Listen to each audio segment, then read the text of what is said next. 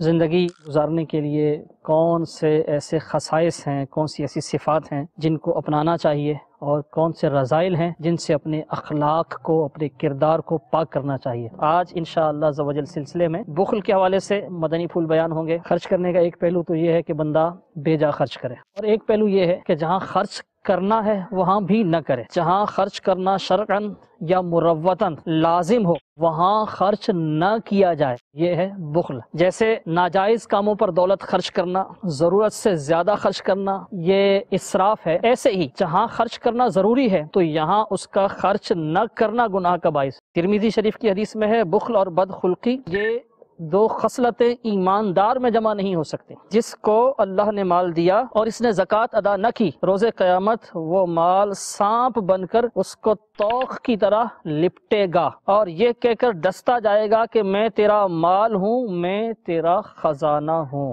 دیکھیے سلسلہ با مقصد زندگی بروز جمعرات مدینہ منورہ میں سپہر 3:45 بجے، پاکستان میں شام 5:45 بجے، مدنی چینل پر۔ صلو علی الحبیب صلی اللہ تعالی علی محمد۔ مجھے اپنی اور ساری دنیا کے لوگوں کی اصلاح کی کوشش کرنی ہے، انشاءاللہ